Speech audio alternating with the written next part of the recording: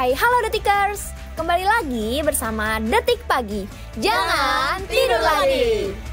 Selama 3 jam ke depan, Detikers akan ditemani oleh menu spesial hari ini. Ada apa aja tuh? Penasaran? Let's check this out. Para negosiator Israel dan Hamas bertemu di Kairo hari ini untuk perundingan mengakhiri perang yang telah berlangsung di Gaza. Para negosiator akan menyelesaikan detail-detail penting selama perundingan dalam upaya untuk mengakhiri perang yang telah berlangsung selama hampir 2 tahun di Gaza. Saksikan ulasan lengkapnya hanya di Detik Pagi. Kementerian Komunikasi dan Digital membantah adanya wacana penerapan sistem balik nama pada ponsel seperti yang berlaku untuk kendaraan bermotor. Klarifikasi ini disampaikan ramai di lini masa media sosial terkait Komdigi mau menerapkan sistem balik nama pada HP. Yuhu, our girls are come back. Supergirlies comeback rilis ulang Au Au Au versi City Pop. Kita bakalan ngobrol langsung bareng sama Supergirlies, so stay tune ya Detikers, jangan sampai ketinggalan hanya di Morning Music Detik Pagi hari ini. Beli buah ke Cikini. Cakep! Itu dia menu hari ini! Selamat pagi Selamat Detik pagi Detikers. Aduh, I love Monday.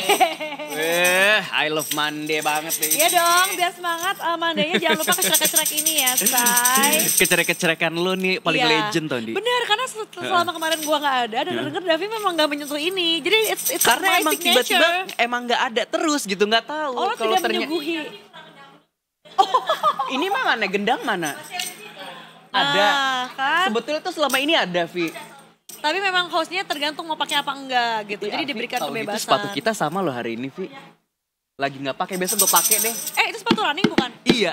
Gue punya perbincangan, boleh gak tentang Boleh. itu? Boleh ya kita Boleh. bring this topic up. Lo tau gak sih sendal-sendal gel yang kayak sekarang lagi banyak diproduksi? Iya, katanya kan gak boleh ya itu karena lagi ada baru penelitian. Banyak orang-orang dewasa, orang-orang tua yang tiba-tiba ya dirawat kakinya gara-gara itu tuh katanya gak bagus. Oh, Tahu nggak sih? Tahu gue sempat baca kemarin. Karena dia nggak ngikutin leku kaki kita. Iya. Gitu aja. Dan yang gue juga baru ngeh gitu kan, gue punya sepatu yang buaya tuh ya, yang clock ya Iya, modelnya kan. Tapi kalau itu bukannya dalamnya masih ada shape-nya ya? Enggak juga Andi. Oh, flat aja gitu. Jadi ternyata ada, kemarin gue baru baca juga, ada juga tuh yang nulis gitu ya, dokter ahli apa gitulah. Ini kalau misalnya lu keseringan pakai ini, buat kaki lu tuh nggak sehat. Nah itu. Buat sesekali nggak apa-apa, tapi kalau lu pakai rutin terus-terusan itu katanya justru malah nggak baik. Nah itu dia, karena saking nyamannya Gitu. empuk dan kayak effortless aja kan pakai Iya. kayak gitu. Jadi kemarin gue ke Bandung ketemu temen gue pakai padahal yang merek Three Stripes tuh. Oh, kan? tahu gue. Dan itu encus gue juga pakai yang kayak gitu. Nah menurut gue sih kalau gue lihat dari bahannya, karena gue pernah lihat ada reelsnya apa video TikToknya gitu ya, itu kayaknya cost productionnya emang murah banget, tau gak sih? Yang kayak pakai mesin, abis itu kayak dicetak, karena kan itu kayak Tapi itu yang recovery sandal bukan? bukan, karena udah banyak banget sekarang yang kayak gitu. Jadi kayak gue ngerti banget itu cost productionnya pasti tidak mahal gitu Nggak ya. segitunya ya. Nah habis itu dari ngomongin si sendal yang kayak gitu, nyamberlah ke temen gue yang bilang, sama running shoes juga nggak boleh dipakai buat casual atau daily atau walking ya. Running shoes is for running, dia bilang gitu.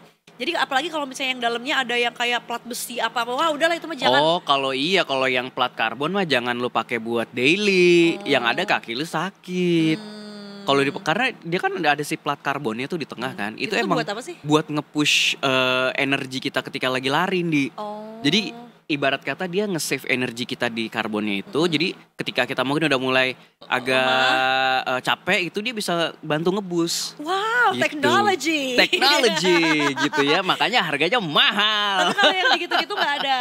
Kalau ini dia mainnya di cushion. Jadi dia empuk banget memang. Paham. Jadi kalau gitu untuk dipakai casual daily nggak apa-apa. Kalau menurut gue nggak apa-apa. Oh gitu. Karena memang ada juga penelitian gitu ya yang bilang justru malah kalau buat orang-orang tua kita nih, elderly gitu lah ya, buat yang suka jalan-jalan ke mall atau mungkin jalan-jalan traveling gitu ya, direkomendasikannya sepatu lari. Karena empuk. Oke. Gitu. Jadi berarti yang harus di note itu yang ada si karbonnya itu Benar, ya. benar, Oke, benar. Baiklah. Ya kita memang bertanya pada sumber ahli langsung ya, sebagai Echo runner yang sudah cek Chicago Marathon. Kemarin gue lihat-lihat lu jadi ini ya, tutor apa mentor teman-teman yang mau running di luar negeri ya? Enggak, specifically yang buat ke Chicago? Enggak, ya kemarin kan juga alhamdulillah nge-MC-in workshopnya sama long run-nya kan. Dari hobi jadi cuan ya? Iya, alhamdulillah. You got ya your kan? niche. Terus kemarin gue baru nge-MC-in juga buat workshopnya yang New York City Marathon. Tapi lo juga? Enggak, gue gak berangkat. Enggak, tapi lo planning untuk berangkat juga gak? Gue pingin sih, cuman kayaknya kalau ke paman Amerika masih nyala masih, dong, ya kan 5 tahun. Tapi gue nggak kuat lamanya sih kalau di pesawat ke sana tuh. Cok, itulah dia transit Jepang dulu. Lu mau transit Jepang, lu mau transit di Middle East, totalnya sama. Iya, nggak maksud gue. Jadi lo tuh jalan-jalan dulu, Cok. Gitu ya. Jadi jangan langsung satu straight flight. Iya, gue inget banget waktu gue pulang dari New York, bahkan bukan dari LA ya, dari New York. Abis itu ke Jepang dulu. Abis tuh udah tuh gue tuh bermalam dulu kalau pergi enggak sih, tapi gue ngambil yang gapnya tuh 12 jam. Jadi gue tuh bisa keluar. Gue dulu direkomendasikan sama Uya Kuya untuk ke adalah yang dari stasiun si Haneda Airport itu tuh cuma 1 kali train. Nah dikasih tahu tempat makan ramen yang enak. Jadi kita makan dulu ke sana, abis itu balik lagi ke airport gitu. Itu cukup banget untuk refresh dan kayak hello world gitu, melihat dulu Jepang kan iya gitu. Sih. Nah kalau pulangnya gue emang sengaja waktu itu stay di Jepangnya 3 hari 2 malam. Nah itu enak banget Cok, karena lo jadi ada another vacation. Tapi catatan cuti lo harus bisa ya. Itu dia, cuti kita kan terbatas. Nah udah gitu, gue udah nih pas mau pulang dari Jepang ke Jakarta, gue satu pesawat overheard ya, orang yang abis dari Amerika banget. Gue kayak wah gila itu gue sih. Capek sih Indi. Iya makanya gue kayak gila nih orang hebat banget, kata gue mah semalam dulu sih. Itu kalau nggak bisa lama-lama berarti semalam Cok. Gitu ya. Nah, gue tuh mikirnya gini, karena kemarin itu pas pulang sih gue ngerasa yang lama banget tuh pas pulang. Jadi gue sama teman-teman gue tuh. Oh, karena kalau berangkat kan kita excited ya. Iya, pas pulang itu kan kayak udah capek. Terus kita mau ambil layover yang berapa lama nih? Tapi kayaknya yang paling murah yang jedanya 10 jam gitu kan. Gak apa-apa, justru 10 jam itu lo manfaatkan nah, keluar. tadinya karena gue transit di Istanbul kan. Gue transit di Istanbul, gue pikir gini nih, wah. Oke juga nih kalau misalnya kita keluar ya kan, ke Kadikoy atau kemana gitu kan di Istanbul. Pas gue lihat mapnya jauh, nggak jadi guys gitu. Karena dari airport ke city centernya hampir 2 jam. Oh jangan risky. Mapnya merah semua gitu. Belum lagi kita takut kena scam apa gitu kan. Ya. Kalau Jepang tuh menurut gue kan salah satu negara yang safe buat kita, mostly Asian lagi ya. Ya. Tapi memang ngangenin sih kalau ke Jepang tuh. Gue rekomend sih lo transit Jepang at least one night lah. Tapi bucket list gue sekarang gue nggak mau menyelesaikan major marathon. Karena almost impossible buat gue, karena I know my limit gitu ya. Selain uang mahal banget kan gitu kan. Bener-bener costnya ya. Gue mau namatin maraton yang di Jepang aja nih. Oh apa? Emang banyak ya? Banyak. Oh wow seru banget. Ini another bucket list ya. Iya ada Kyoto, Osaka gitu kan. Terus kemudian ada Tokyo udah pasti ada juga. Tokyo ada tapi kan dia major. Susah dapetnya. Bener-bener paham, karena itu kan yang round the world yang 7 itu ya. Ada Fuji. Fuji, I love Fuji banget Cok. Terus ada Yokohama. Gitu. Menarik. Jadi kayak maraton di Jepang lebih menarik buat gua gitu sekarang daripada gua namatin yang lain. Jadi tapi lo udah pernah Jepang 1 yang checklist? Belum. Nah ya udah. Harusnya itu tahun lalu, cuman kan dapet Chicago juga kan. Dan kayaknya menurut gua lo nggak usah start dari yang Tokyo dulu kali ya. Startnya dari yang DLL. Iya, yang DLL aja dulu, dari kota satelit. Bener. Jadi kita dari kota satelit menuju pusat ya. Baru gitu. Itu dia Detikers ngobrol-ngobrol sama Echo yang adalah seorang runner kita ya. Bahkan before running was a trend, Echo tuh udah start duluan. Karena lo emang ada call gitu ya Cok untuk jadi seorang pelari. Enggak juga sih. Maksudnya kayak despite semua jenis olahraga, kita kan pasti banyak nyobain ya. Tapi lo kan kayaknya attracted to running. Karena menurut gue ya, itu tuh tempat lu buat me time. Oh, me time ternyata lo di situ. Olahraga yang menurut gue gampang dilakuin, tapi menurut sebagian orang mungkin berat. Iya. Gitu. Dan sebetulnya olahraga lari itu sebetulnya paling murah. Sebetulnya secara harfiahnya. Tapi kan sekarang kita melihat dari sepatunya, lu tau dari gak yang mahal apa? Lu tau gak yang mahal apa? Gengsinya bener. Padahal itu yang paling harusnya 0 rupiah ya. Iya. Gitu terus pakai sepatu yang ada gitu. Tapi sekarang enggak, itu jadi culture gitu. Mana? Ada yang apa? Kapal. Aku ada yang putih nanti aku pakai Oh ya. sweet. Iya. Gue juga naksir lo sepatu ini. Iya, itu enak banget dan Iya, kemarin nggak keras tapi.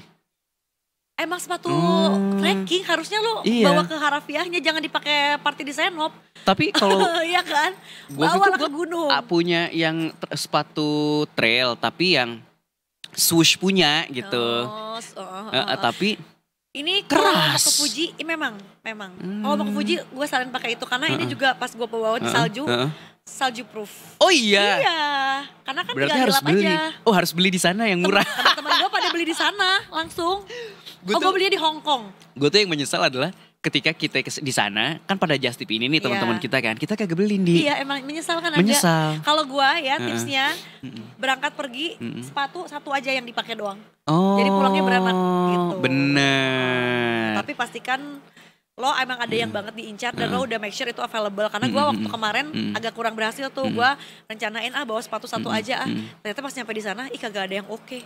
Ya. Tapi itu gue bawa sepatu 2 dari awal dan gak harus beli jadinya kan. Kalau gue minimal 2 gitu. Iya. Sendal udah lupain aja. Gitu kan. Goodbye my love Iya. ya. Kita ngapain kita pakai sendal? Iya. Ya kan? Kalau mau buat di kamar ya ada sendal hotel. Iya. Tapi lo kebayang gak sih kalau misalnya sekelas diva Mariah Carey gitu lah Mimi.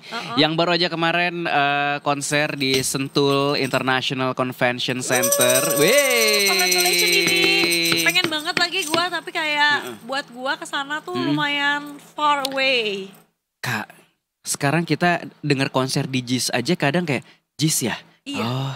Entah kenapa ya. Gua sekarang kan semenjak udah tinggal di Jakarta. Kayak ke tempat-tempat yang masih Jakarta doang tapi nanggung tuh menurut gue lebih menderita daripada kayak gue zaman di Bandung. Lebih effort. Kesentul dikejar, kemana dikejar karena mungkin excitementnya beda ya. Iya, Kalau ini kan kayak dalam kota tapi dalam kota dibilang dalam kota enggak, luar kota juga enggak. Iya. Kalau dulu waktu di Bandung gue spiritnya luar kota sekalian, let's go kita gitu. Jadi prepare mau staycation gitu-gitu. Gue terakhir ngejar konser ke Sentul, Katy Perry. Itu tahun berapa? Aduh. Gue inget dulu di Ice BSD sebelumnya lagi. Berarti sebelumnya itu. Sebelumnya lagi ya? Yang pertama kali dia ke Jakarta. Oh itu mah kayak belasan awal ya? Mungkin karena 2000. Karena yang di Ice BSD belasan pertengahan. 2018? Oh iya masa? Apa 16? Enggak Cok, sebelumnya lagi karena yang Ice BSD yang segituan. Masa Most sih? likely 2015-an. Enggak kok itu gue ada di Cosmo. Coba ya. Konser Katy Perry. Sentul. Katy Perry, California Katy Perry Sentul.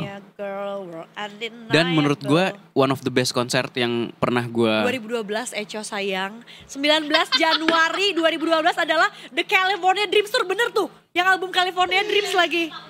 Iya, California tuh diliput juga sama Detik News. Konser Katy Perry usai, penonton berdesakan keluar parkir. Pastilah excitementnya kan gokil ya. Lu tau gak sih dari Teti Khadijah keluar kembang api? Oh gue gak tahu. Tapi kan dia selalu pakai baju yang gitu kan. Iya. Tuh 2012 bener. Siapa tuh Anas ya? Konser Katy Perry coba kalau yang di Ice BSD ya. Ini si Putra bukan nih, 2012 mah gue SMP, gila. Gak usah banding-bandingin. Ya kalau tuh yang di SBSD baru 14 April 2018. Oh iya, sorry. Yang gue tonton yang tahun 2012 berarti. 2012 ya itu udah 13 tahun yang lalu ya pemirsa. Kalau dia bisa bangun konser, ini konser 1 dekade. Bener, Andin aja mau 25 tahun Iya, bentar lagi.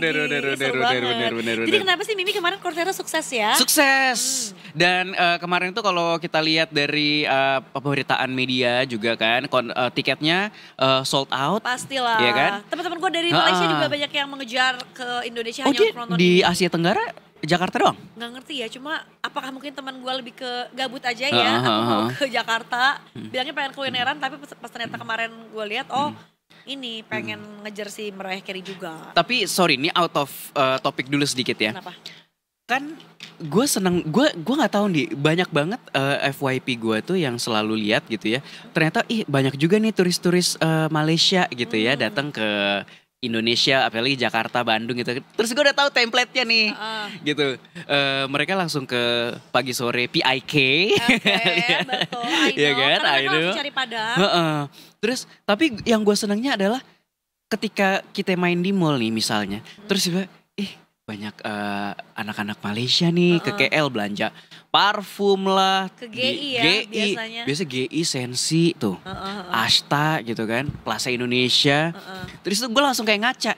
Ini kita kalau kita lagi di Kuala Lumpur. Pavilion, bener. Gitu. Dan sekarang yang baru tuh kalau di Malaysia di KL ada TRX itu gede banget. Oh, itu mall baru ya? Bukan olahraga tapi ya TRX namanya, emang gede banget. Terus TRX itu Tun Razak Exchange kalau nggak salah gitu. Oh, di daerah mana? Di situ juga tapi memang agak gua nggak tahu sih jaraknya gimana ya, karena ya kalau naik mobil memang I think 20 minutes lah gitu. Oh. Kayak mungkin dari Senayan ke GI gitu kali ya. Oh gitu. Jaraknya gitu dari Senayan ke GI ya. Terus orang-orang Malaysia ini jangan lupa ke Tamcit. Oh benar. Tanah Abang coy. Tanah Abang juga. Nah itu kan yang versi Jakarta ya. Dulu malah tau gak pada masanya di Bandung tuh juga banyak turis-turis dari Malaysia yang direct ke Bandung. Karena waktu itu ada penerbangan AirAsia ke Bandung. Dan mereka mah udah hafal naik angkotnya coy. Oh iya? Jangan sedih iya. Dan mereka destinasi pertama tuh pasti ke Pasar Baru. Beli kain, beli baju-baju gitu. Sampai udah naik angkot menurut gue pecah sih. Mereka beli kacamata di ABC juga gak? Nah gue gak tau deh. Ganti lensa ya di ABC ya. Bener. Gue mengalami itu tuh ganti lensa di ABC biar murah zaman SMA. Bener. Nah tapi gue nggak tahu apa yang ada di dalam hatinya Mariah Carey ketika kemarin dia datang disambut sama ondel-ondel. Gimana sih? Gue pengen tahu reaction seorang diva Mariah Carey ini ya. Lo tau Mariah Carey kalau mimik mukanya itu nggak bisa bohong kan? Iya kayak gitu kan. Nyengir tapi tidak ketarik gitu bibirnya tuh. Kata gue dia harus tarik benang deh ini. Jadi gimana katanya Cok? Jadi kemarin itu di hari Kamis pagi apa Kamis malam ya. Dia kan udah nyampe Jakarta nih, ya kan? Buat konser The Celebration of Mimi yang digelar hari Sabtu kemarin tuh di Sentul International Convention Center. Pas nyampe hotel, Mimi langsung disambut hangat dengan tarian adat Betawi, kemudian sepasang ondel-ondel lengkap dengan musik tradisional. Dan serunya lagi staf dari Mimi ini ikutan nimbrung joget bareng, ya kalau lihat nih videonya. Ini kita disclaimer dulu bukan Mimi Kade ya. Iya, ini Mariah Carey. Kebetulan panggilannya sama ya. Mimi juga. Dan momen ini juga sekaligus menjadi obrolan dari para Lamb alias fansnya Mimi gitu ya. Ada yang terharu, ada juga yang heboh sendiri gitu ya. Kayak ini Mimi seru banget datang disambut ondel-ondel gitu kan. Terus akhirnya Mimi juga kemarin sukses gitu ya menggelar konsernya di hari Sabtu di Sentul International Convention Center karena dia juga bawain beberapa lagu barunya dari album terbarunya Here For It All gitu kan. Dan I think Mariah Carey sendiri juga termasuk orang yang all out gitu ya dalam konser sendiri gitu ya. Walaupun beberapa waktu mungkin teman-teman atau The Tickers gitu ngelihat banyak sekali aksi panggungnya kok yang dinilai boring gitu ya. Tapi ternyata enggak. Jadi memang Mariah Carey itu dia enggak dance. Kalau lagi live ya, tapi kemarin dia bilang kalau dari teman-teman yang liputan juga dia jalan-jalan kok, dia move around stage gitu ya. Jadi tetap ada penguasaan panggung ya kalau kata Mbak Bianca. Walaupun kadang ada yang dipapah gitu ya. Karena lo lihat deh. Heelsnya dia tebel banget coy. Iya. Tapi ya mungkin karena dia mau mempertahankan suaranya dia ya. Udahlah sampai kapanpun nyanyi sambil ngedance itu tuh susah banget ya. Bener, Beyonce yang kiprahnya udah puluhan tahun, hampir 50 tahun kali gitu. Jadi kayak ya you have to choose gitu whether you want to be aesthetically pleasing atau pleasing Stage secara act. pleasing secara didengar, secara di telinga gitu. Mungkin kita bisa ini ya cek Bunda Inul ya. Oh iya bener. Inul mah gila banget sih. Gue pernah nonton konser beliau yang emang campuran ya. Waktu itu kalau gak salah ada sama Noah. Terus udah gitu juga ada The Titan sama siapa lah gue lupa. Ada Inul juga. Nah si bandnya tuh gak di panggung Cok. Jadi yang di panggung hanya si vokalisnya aja. saat itu Inul mengangkat panggung seorang diri itu gokil banget sih. Wah. Dan kebetulan dengan goyang bornya itu. Iya, maksudnya kayak dia tuh bikin satu panggung tuh nyala hanya dengan penampilan dia dengan baju bling-blingnya itu aja. Tapi dia legend sih menurut gue. Iya, jadi kayak pas jadi gue tuh sama teman gue yang emang nonton, kita tuh sambil kayak chatan di grup gitu ya, kayak abis ini siapa karena ada teman kita yang di production yang duduk gitu. Temen gue ada yang ngurus lightingnya, ada yang di FOH-nya gitu, kayak guys abis ini nih baru nih gitu kan. Kayak playlistnya apa aja, songlistnya apa aja, terus kayak pas kita sambil nonton kayak gila ya Inul edan banget sih, makanya dia tuh kayak diva dangdut Indonesia gitu. Lo lihat deh, itu tuh kagak ada apa-apa lagi di stage, jadi dia bener-bener ngangkat satu panggung sendiri istilahnya gitu. Para penonton langsung kan. Halo Bunda Inul. Selamat pagi. Kemarin bawa Mas Adam hari Jumat ke sini. Iya, di studio depan. Aryo juga kemarin pengen foto tapi malu kita. Itu pasangan yang menurut gua lovely banget. Lovey banget. Dan kemarin kayak ngefans gitu sama Mas Adam juga, maksudnya pernikahannya panjang juga gitu kan. Ya semoga sih langgang terus. Amin. Ya kan. Terus kayaknya sukses juga berbisnis, berusaha bareng gitu. Bener. Kata Aryo juga kemarin dia tuh Mas Adam nih ya jadi BA-nya GrabFood ya kalau gak salah. Nah kemarin gue akhirnya lewat tuh Fatmawati ya di Fatmawati hadir dong. Hadir dia. Wajah Mas Adam ya. Dengan kumisnya yang tring gitu kan. Ikonik ya. Ikonik. Emang pas kemarin gue lihat juga ini banget loh Cok. Muka dia tuh kan bersinar banget ya. Kayak abis itu kan di-compare dengan kumisnya yang hitam tebal. Jadi kayak mukanya bersinar banget karena perbandingannya tuh antara putih banget, cerah dan yang hitam banget, gelap banget. Iya, kontras gitu. Jadinya ya. Nah pagi hari ini juga biar makin seru Detikers, selain sama Mas Adam gak ditemenin juga sih, cuma ngomongin doang ya. Kita mau ditemeninnya beneran kali ini sama Ibda Syahara yang sepertinya sudah siap di hari Senin pagi. Ibda Syahara, bagaimana laporan lalu lintas pagi hari ini? Kita akan coba cek langsung sama Ibda Syahara. Halo Ibda. Selamat pagi, Eco dan juga Indi. Udah dengar belum suaraku? Udah kedengeran jelas dong, jelas. Ibda Syahara gimana tidurnya semalam? Nyenyak menghadapi hari Senin? Nyenyak, malah gak sabar menunggu hari Senin. Waduh, keren. Peres ya sih. Keren.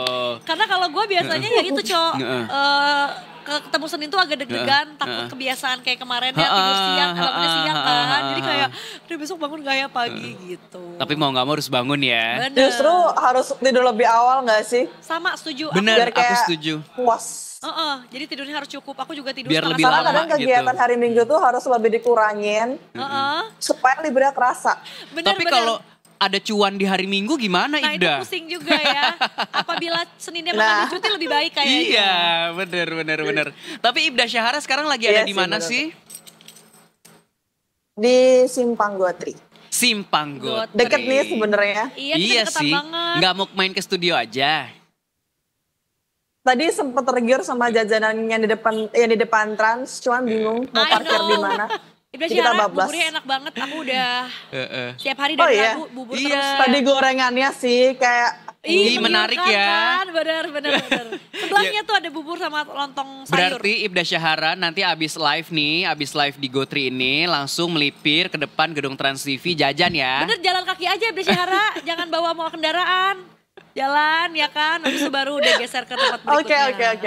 Oke, baiklah Ibda Syahara, untuk laporan pagi hari ini silakan. Oke, baik, terima kasih rekan-rekan di studio dan selamat pagi Detikers. Dengan saya Ibda Syahara dari TMC Korlantas Polri. Pada pagi hari ini akan menginformasikan bagaimana situasi arus lintas terkini, tepatnya dari kawasan Simpang Gotri. Yang mana untuk kondisi arus lintas tepat di belakang saya pada pagi hari ini terpantau sudah terjadi peningkatan volume kendaraan cukup signifikan karena memang berkaitan dengan jam berangkat perkantoran. Kemudian Detikers, untuk arus lalu lintas dari arah Pancoran yang akan menuju ke arah Blok M pada saat ini juga terpantau ramai namun masih terbilang lancar.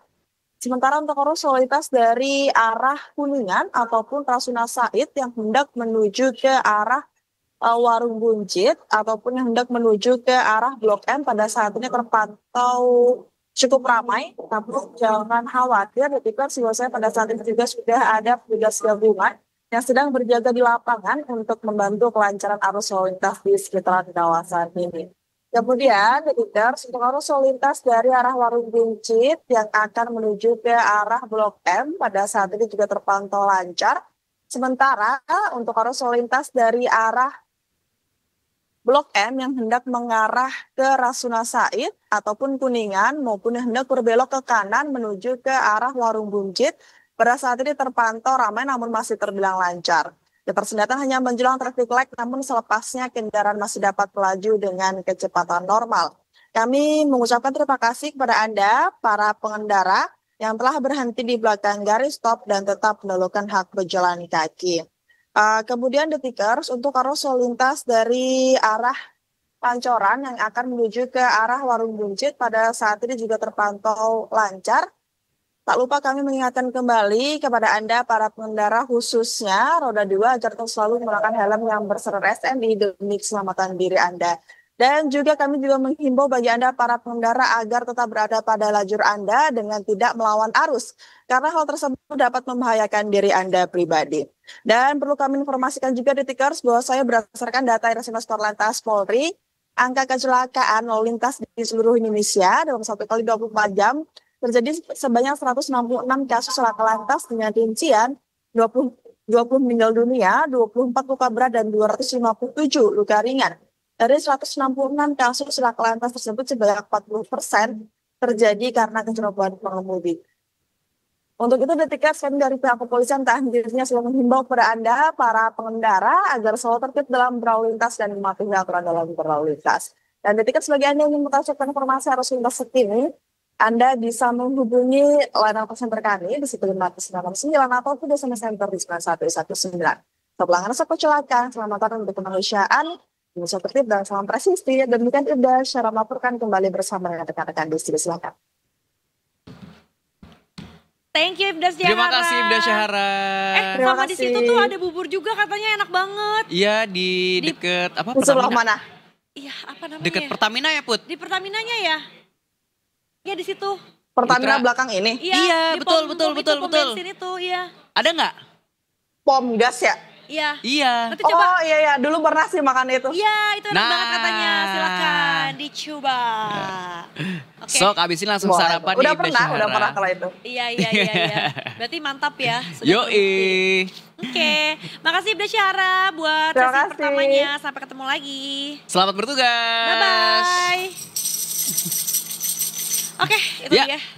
Laporan dari Ibda Syahra yang pertama. Betul, ya, seperti dari Simpang Gotri. Betul, akan mengantarkan kita pada break yang pertama juga ya. Setelah berita tentang Mariah Carey tadi. Abis ini akan ada yang seru banget, kira-kira tentang apa? Tungguin aja. Jangan kemana-mana, tetap di Detik Pagi. Jangan tidur lagi.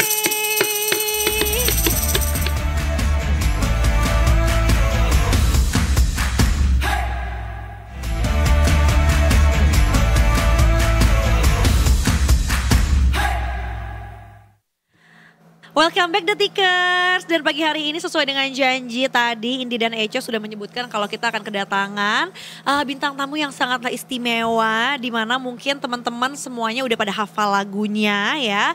Dan sekarang mereka datang dengan suguhan yang berbeda. Apakah yang disuguhkan? Apakah karya baru? Apakah mungkin personil baru? Daripada bertanya-tanya, kita langsung aja perkenalkan kali ya Eco ya. Betul sekali. Ini dia Super Girlies. Aduh, udah dengan cewek-cewek cantik ya pagi hari ini kita. Banyak. Aduh tete-tete mana gelis pisan. Sundanya ya itu mah yang gelis ya. Gelis. Nah gitu gimana? Gelis. Kurang cengkok Sundanya ya. Ketahuan karbitan. Coba dong, Detikers sebelum kita ngobrol lebih lanjut kali ya Coy ya. Kita perkenalan dulu sama siapa aja yang ada di studio Detik Pagi hari ini. Mungkin boleh dimulai dari Kak Laras dulu. Oke. Halo, aku Laras. Halo semuanya, aku Sarah. Halo, aku Mega. Dan? Halo, aku Opi. Oke. Sudah ada 4 perempuan cantik di sini ya. Tapi boleh tahu nggak memang berempat atau sebetulnya ada lagi? Harusnya tuh berenam sih. Oh, gitu. Cuman 2 orang ini lagi halangan gak bisa hadir hari ini. Gak apa-apa kita berdua jadi berenam. Iya, Siap, boleh ya. Iya kita bisa jadi backup bener. Itu dia ya. Gimana kabarnya ini cewek-cewek cantik Super Girlies? Baik. Alhamdulillah. Ya, kita pastinya pagi hari ini Detikers akan ngobrol-ngobrol nih ya tentang kedatangan mereka ke studio Detik Pagi. Apakah comeback atau gimana nih? Nah mungkin boleh diceritain dong dari siapa yang mau ceritain tentang Super Girls. Kan ini kita tahu kayaknya udah dari 2011-an awal ya. Iya 2011-an bener. Zaman-zaman eranya waktu itu kan. Girl band lagi banyak juga. Boy band lagi banyak. Dulu you name it lah ya, mau dahsyat, inbox semua pasti udah muter kan ya. Bukan lagi. Ini sekarang Detik Pagi ya balik lagi. Jadi gimana sih Super Girls tuh waktu itu mungkin sempat eksis di tahun-tahun segituan. Nah sekarang tuh konsepnya comeback apa gimana coba? Sebenarnya kalau sekarang ini konsepnya tuh kayak reuni gitu. Jadi waktu itu ada salah satu teman kita yang nggak datang ini namanya Yui. Dia bilang gimana kalau misalkan kita comeback gitu buat bikin reuni. Nah setelah itu barulah kita kayak ngatur waktu. Terus waktunya udah pas, akhirnya kayak itu kehitung kayak 3 bulanan lah kita buat aransemen baru, konsep baru, tapi belum sampai ke video klip sih, baru video lirik aja gitu. Berarti kita akan expecting akan punya video klip baru berarti nih. Iya dong. Tapi gokil ya, berarti sebetulnya sebelum ada konsep mau reunian itu kalian udah tanda kutip terpisah atau mungkin vakum dulu berapa lama sih gitu, nggak ketemuan bareng lagi? Sebenarnya kalau yang berempat ini aku, Sarah, Lara, Sekinan, di base kita kan masih di Jakarta gitu. Kita masih aktif sebenarnya kalau dunia entertain gitu. Masih nyanyi. Iya, yang sebenarnya nama Super Girls juga gitu. Yang sebenarnya vakum banget tuh 11 tahun Opi. Iya, jadi biar cerita ya gimana 11 tahun terus akhirnya comeback lagi. 11 tahun ini tuh aku ngurusin usaha sih, jadi punya usaha kuliner gitu kalau di Bandung. Nah kebetulan 11 tahun ini tuh tahu susu Lembang ya? Enggak, aku jualannya basreng. Mau Opi? Siap berarti aku bawa. Nanti ya. Iya. Aku sama Yui, jadi kalau Yui punya usaha, dulu dia punya butik, sekarang dia lagi ke usaha skincare. Kalau Yui gitu, kalau aku kuliner. Jadi selain entertainer ada entrepreneur juga ya? Iya. Ini berarti skincare semua dari Yui. Iya. Not yet ya, belum eksklusif nanti mungkin ya sama Yui. Jadi gimana Pi rasa-rasanya gitu? Maksudnya kalau kamu kan udah sibuknya di perbisnisan ya, dan akhirnya gonjreng lagi bersama Super Girls tuh ada kejut-kejutnya atau ada opi yang dulu yang harus dibangunkan lagi gak sih? Iya benar, karena kan mungkin 11 tahun brandingannya usaha kuliner ya, terus sekarang harus memulai lagi dari awal tuh deg-degannya ada, harunya ada, kangen sih, lebih ke kangen sama mereka nyanyi bareng-bareng. Kalau mereka kan rencum ya bahasa Sundanya ya, seru gitu. Apa tuh artinya? Rencum tuh heboh gitu. Dar-dar-dor say. Iya benar, dar-dar-dor gitu. Berarti kalau gitu kalian ada semacam kayak semi inkubasi lagi gak sih untuk project reunian comebacknya ini tuh gitu? Karena kan mungkin biar dikompakin lagi ya yang namanya girl band kan, girl group tuh harus kayak serempak gitu semuanya. Ada sih harusnya ya, cuman kan karena kita udah punya kegiatan masing-masing Kak, kita udah sibuk masing-masing juga. Ada udah berkeluarga belum di sini? Aku udah berkeluarga, Opi udah berkeluarga, Kinan juga udah berkeluarga. Jadi kayaknya memang kesulitannya mungkin di waktu aja gitu, ngatur waktunya gitu untuk kumpul bareng. Cuman untuk inkubasi ke situ sih harusnya kita harapannya sih mau coba ya, kita coba sesuaikan jadwal kita semuanya masing-masing ya, semoga ya. Tapi di situ kayaknya challenge-nya nggak sih ngatur waktu kan sebenarnya. Iya waktunya yang agak susah. Kayak ibarat kita mau janjian ngopi aja kan, kadang kalau satu geng isinya ada 8 misalnya gitu kan, harus semua bisa gitu. Betul. Iya apalagi kan ini udah ada yang berkeluarga, udah ada yang punya anak gitu kan. Terus ini juga usaha, terus gembolannya banyak ya. Terus yang 4 di Jakarta, yang 2 di Bandung gitu kan. Kadang nentuin tempat aja kan masih enak di Bandung nih, di Jakarta aja gitu. Di rest area aja? Iya boleh sih, ide yang bagus. Berarti kalau naik bus di Padalarang ya? Iya, di Purwakarta gitu. Gitu, atau di Cimahi di stasiun kedua boleh juga. Boleh. Kalau dulu mungkin selaku perempuan single kemana aja gaspol kita ya, kalau sekarang izin suami, izin anak gitu, apakah bisa ditinggal? Mama mau main dulu gitu kan. Mama mau me time. Bener ya. Tapi buat yang berkeluarga ini mah udah me time banget ya, seru banget ya bisa reunian kayak gini. Seru banget. Jadi keluar dari rutin dulu sebentar. Nah, karena udah didengar lagunya gitu ya. ini kan hadir dengan au yang kita semua udah sering denger ya dulu ya. Kan kemarin viral lagi ya di TikTok ya sempet ya. Iya sempet viral. Iya, jadi ini buat Gen Z dan yang di bawah harus tahu lagu ini ya. Iya. Kita semua milenial mah merem say. Coba nyanyi. Anas tahun 2011 lu ngapain? Tuh, iya. Padahal masih lu ngapain? SMP apa SD? SD. Tuh kan. Iya kebanyakan sih kemarin juga komen-komentar ya maksudnya komentarnya tuh pada SD gitu SMP soalnya kan gitu-gitu. 2011 juga kan. Iya. Gue baru awal kuliah dengerin juga kok saat itu. Gue udah kerja. Gue tahun pertama tuh kuliah karena ya saat itu lagi banyak-banyaknya girl band Boy atau band, girl girl group, band. tapi kan gak semuanya juga make it ya gue bisa Iya, bilang. iya, Jadi iya, Super Girl setuju. salah satu yang lagunya kita semua pasti hafal. Nah sekarang tuh ternyata track yang bisa dibilang bukan track baru, Au ini hadir lagi, tapi kalau gue dengerin aransemennya baru ya. Iya. Kayak lebih pop ya. City pop. Iya. Habis itu juga tempo ya di pelambang. Iya.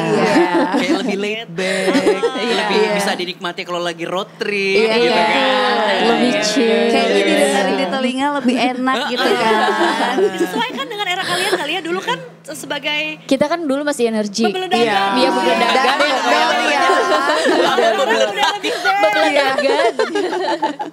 Coba, jadi apa yang pengen kalian sampaikan biasanya dengan aransemen yang baru ini? Apakah emang pengen ngasih nuansa baru atau pengen memperkenalkan juga ke generasi yang baru tapi dengan mungkin tren yang sekarang yang Bener. kalian rasa lebih relate aja gitu aransemen musiknya? Kalau untuk city popnya itu kenapa itu kan maksudnya perbedaan musiknya tuh kan ketara banget kan Iya, tadi. iya.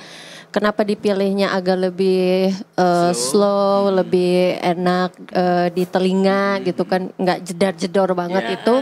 Ya memang dengan bertambahnya umur, kedewasaan Terus gitu ya. Kita juga pengen menunjukkan sisi mature-nya kita juga gitu. Lebih dewasa. Lebih gitu dewasa. ya. Kalau dulu kan memang teenager gitu, terus yang warna-warni dan segala cheerful tuntutan gitu. label gitu kan. Enggak. Iya. Tapi menurut gue mungkin lebih ke saat disesuaikan dengan usia mereka juga Iya, ya. iya, Saat iya. itu ya memang lagi usianya jedar-jedor gitu ya, kayak udah let's go. Kalau sekarang kan udah lebih santai, kalem Iya. gitu ya. Jadi bisa dinikmatin di waktu mana aja gitu. Oke, ya. Tapi kalau dari segi nyanyinya nih, sebetulnya kan kalau temponya diperlambat justru lebih susah ya buat kalian. Iya. Bener banget. Jadi Belum buat orang yang terbiasa. denger lebih enak, tapi buat effort lebih tinggi ya. Bener. Yang dilakukan gitu. Sempet workshop berapa kali lagi nggak? Atau sebetulnya ya au mah udah di luar kepala, jadi udah langsung aja gitu take segala macam. Enggak sih, waktu itu beberapa kali kita lewat Zoom sih banyak ya, karena mungkin yang 4 di Jakarta, 2 di Bandung. Nah pas mendekati hari H rekaman baru deh kita workshop. Cuman sehari deh kayaknya. Oh ya ampun. Cuman masih agak tetap terbawa di lagu yang lama kan. lagu yang pertama. Jadi kayak energinya masih cuman Di-tone down. tenang. Jadi kagok Selang, gitu selang. ya. Tahan, jangan buru-buru gitu ya. Temponya lebih lambat gitu. Apalagi mungkin karena au yang pertama tuh udah nempel banget kan ya. Janganlah buat kita yang denger, buat kalian yang manggungin sekolah pagi sehari 7 kali apalagi kan ya saat itu. Nah kemudian juga dengan produser siapa nih kalian gayat untuk bikin si aransemen baru ini? Ini tuh Ini tuh. konsepnya Yerity 5 gitu sebenarnya. Jadi sekarang ini kita di bawah naungan Yerity 5 sih gitu. I see ya. Dan akhirnya dari situlah workshop sama Yerity 5 menemukan aransemen yang cocok city pop ini ya. Iya, sebenarnya dari awal juga memang si Super Girlies ini kan dibentuknya sama Yerity 5 juga kan. Jadi mungkin biar kita reunian, terus kayak biar flashback lagi untuk si fans-fans yang lama juga. Terus kalau kayak kemarin kan udah naik lagi kan di salah satu platform medsos. Jadi gimana kalau kita bikin yang agak lebih slow, jadi masuk ke semua genre, masuk ke semua gen gitu. Jadi biar calm down dulu deh gitu. Berarti ini udah bisa di stream di semua platform berarti? Sudah. Di mana saja kamu nih. langganan. Iya, coba kita cek dulu kali ya. Boleh. Nah, sambil nanya ya, kalau dari kalian sebetulnya target marketnya seperti apa nih? Apakah, aduh ini harusnya pertanyaan buat label ya, buat ini ya. Nah, tapi dengan mengeluarkan lagi lagu Au versi aransemen yang berbeda, sebetulnya target marketnya lebih ke membangunkan kita nih pendengar yang lama, karena automatically tadi meskipun gue denger versi yang aransemen baru, tetap nyanyi kan ya, gitu. Atau sebetulnya pengen nge-grab orang-orang yang baru nih, generasi yang lebih muda, yang belum pernah familiar dengan lagu Au. Sebenarnya dua-duanya sih Kak. Jadi kayak semua generasi sih kita pengennya, karena city pop ini kan sekarang lagi hits banget nih, musik-musik city pop ini. Kayaknya kayak Gen Z dan apa yang baru Alpha ya, itu kayaknya masih bisa menikmati sih lagu-lagu ini. Dan mungkin ini kan temanya nostalgic gitu ya kalau misalnya city pop itu kan. Jadi kita selaku millennials ini dan mungkin kalangan-kalangan di atas kita juga masih bisa nikmatin gitu. Iya, jadi kalau untuk milenialnya mungkin lebih nostalgia karena maksudnya lagu ini kan kalian sering dengar, cuman kalau untuk gen yang baru-barunya kan kadang salah penyanyi. Bener. Gitu kan. Jadi itu juga Super Girls loh yang nyanyi gitu. Tapi kita tuh milenial ini ya, generasi yang kuat loh. Iya, ya kan? Betul. Tahan banting loh kita tuh. Iya kan? Lu masuknya milenial kan, Di? Gue milenial, yang meskipun udah nyerempet Gen Z tapi transisi. Iya. Kuat loh kita loh. Kalian gimana nih? Ya tadi ngomongin soal mental baja dan lain-lain ya. Sekarang kan udah beda zamannya ya. Apa-apa tuh semuanya platformnya stream. Mungkin yang sekarang nggak ngalamin kayak kalian dulu ke acara-acara musik pagi-pagi itu. Sekarang juga tur radio atau tur media nggak semuanya melakukan konsep itu gitu ya. Kalian ngerasa ada perubahan strategi marketing yang harus dilakukan gak sih dengan kayak ya sekarang saingannya apalagi New Music Friday 1000 lagu sehari diupload, gimana caranya untuk didengarkan kan gitu. Gimana? Itu sih mungkin udah ada, manajemen kita juga udah ngatur itu semua gitu kan. Cuman ya kita di personilnya masing-masing juga tetap untuk terus upload terus konten-konten kita bikin, karena kan sekarang ramenya tuh di media sosial ya daripada kayak TV atau apa. Sekarang kan udah lebih ke media sosial gitu orang-orangnya. Jadi kayak kita personil masing-masing juga terus upload terus kontennya terus update gitu. Mungkin kalau kemarin kan di platform kita sebutnya TikTok ya. Itu kan ada trennya sendiri, pakai lagu yang lama dengan musik yang upbeat. Mungkin sekarang lebih kayak laid back gitu kan, kayak sambil santai atau road trip gitu kan. Tapi sebenarnya kayak di TikTok pun lagu kita tuh banyak banget aransemennya ya yang mereka buat gitu. Jadi sampai udah viral. Berarti kalau udah di jeduk kalau udah jadi ada yang trending song. Kadang kita juga kayak ngelihat kayak ternyata lagu kita bisa ya dibikin kayak gini gitu. Tiba-tiba dangdut. Terus mereka tuh lebih kreatif banget gitu dibanding kita ya sebenarnya. Dan kadang mungkin bikin dance-nya sendiri gitu kan ya. Jadi sekarang kerasa dong ya promonya, kalau dulu kan bersama as a Super Girls, sekarang Super Girls tapi promo masing-masing juga harus jalan ya. Sendiri-sendiri di sosmed masing-masing kayak supaya gitu. orang juga lebih ngeh juga, aware juga kalau ternyata Super Girls is back. Tapi kalau boleh di-remind lagi lagu itu sebetulnya tentang apa sih gitu? Iya si Au ini. Iya kalau dulu kan jelas dari lagunya kita bisa dengar bahwa ini pasti lagunya semangat banget nih buat nyemangatin. Tapi kalau dari secara lirik segala macam tuh di lagu Au ini tuh pengen ngajakin kita apa sih gitu? Sebenarnya lagu Au ini tuh lagu tentang persahabatan gitu. Jadi waktu itu liriknya itu kami yang buat semuanya. Gitu. Terus ceritanya waktu pas kita 2000 berapa ya? 2011. Jadi ada salah satu personil kita tuh udah cabut gitu dari girl band. Terus kita disuruh kayak coba kalian bikin kayak curhat gitulah tentang sahabat gitu. Kita kayak dikasih buku gitu, terus kita cerita tentang sahabat sampai akhirnya nemuin dari semua kumpulan cerita kita itu liriknya Au itu. Keren banget. Gitu. Iya. Karena ada pelajaran yang baru diambil tuh kan, ada teman yang mundur let's say gitu. Nah, jadi kayaknya lebih grateful dan menghargai persahabatan dengan yang ada ini ya. Gitu. Berarti semuanya ditulis by Super Girls ya. Royalti aman ya. Bebas bawain kapan saja, di mana saja. Karena kadang aku tuh mikirnya ini lagunya Super Girls tuh yang ini judulnya apa sih, kayak tahu menghapus. Oh ternyata judulnya Au. Kenapa jadinya au? Karena ada au itu ya kan. Biar gimmick aja. Gimmick juga. Biar gimmick aja. Dan itunya yang nempel ya. Iya, benar. Nah, jadi teman-teman Super Girlies dengan adanya au versi aransemen berbeda ini, remaster. Ada plan berikutnya nggak sih? Apakah is just the beginning kalian comeback? Nanti mungkin abis ini dengan ada karya baru, karya yang lebih baru, original song yang baru juga gitu. Oke, kita tunggu aja ya. Apakah sudah ada workshop gitu dengan produser berikutnya? Ada sih, udah ada ya. Baiklah, kita tunggu ya. Kita tunggu gaya penulisan Super Girlies yang sudah dewasa ini ya. Kita akan lihat nanti. Oke, nah terus gimana ya, Cok? Mau nanya lagi? Enggak, maksudnya kan kita juga menunggu karya baru gitu ya. Karena sekarang kayaknya banyak juga beberapa grup vokal yang dulu sempat hiatus gitu ya. Sekarang kembali lagi gitu. Karena sebenarnya ada nostalgia yang dibawa oleh lagu-lagu yang mungkin teman-teman juga dulu pernah bawakan gitu. Jadi sekaligus sepaket gitu lah Andi, bersama memori-memorinya ya kan. Tapi kalau boleh nanya sekilas gitu ya tentang memori dulu nih waktu bawain au 10 tahun yang lalu misalnya. Apa sih yang diinget? Yang diinget banyak banget sebenarnya. Coba satu-satu Laras dulu. Laras dulu deh. Lagi di fase apa juga kan bisa jadi ya itu ya, kayak gue lagi pacaran sama si ini karena gue banyak promo gue ditinggalin kayak gitu, tau gak sih? Atau mungkin diputusin gara-gara kerja mulu.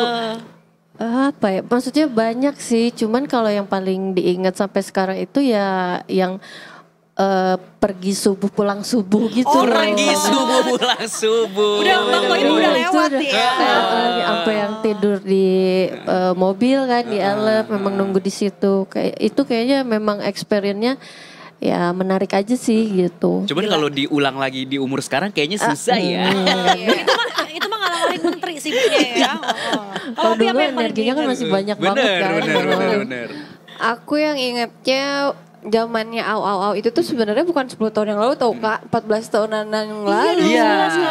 Lebih Itu dari tuh 10 kita tahun. lagi alhamdulillah lagi naiknya lah ya. Bisa dalam satu hari tuh kita manggung 3 tempat. 3 tempat. Ya, makanya aku bilang pergi subuh pulang subuh itu emang beneran gitu. Nah off airnya kemana-mana, on airnya di mana-mana itu sih bener Paling experience-nya. jauh kemana off air dulu? Iya.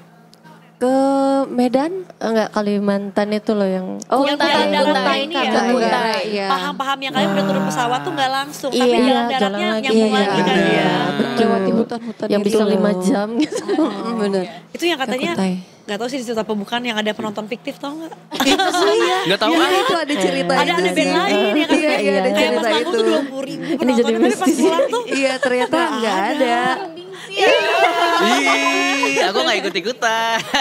Kalau yang di depan dua di experience Sar, apa gimana, di at Sar? that time? Kalau aku sih kayaknya lebih keingetnya aku nggak pulang-pulang ke rumah gitu, karena kan kita sempat tinggal bareng di apartemen di Jakarta gitu. Aku waktu dulu di Bandung, jadi kayak kangen nih sama keluarga ya. gitu kan. Jadi ya gimana lagi ya gitu. Itu Jadi aja sih. pulang tuh maksudnya pulang ke Rumah ke orang Bandung. tua gitu. dulu gitu. Jadi kayak karena pergi subuh pulang subuh tuh ke mesnya di Jakarta apartemen ya. Iya. kita tuh satu apartemen dulu tinggalnya bareng-bareng. Kayak kos-kosan putri gitu ya. Asrama Putri. Kalau dulu kan zamannya kayak di karantina gitu kan, gitu nggak boleh main, nggak boleh ini apa segala macam, harus Iya, latihan apa segala Karantina macam. mulu, malam Iya. finalnya kagak jadi-jadi gitu kan.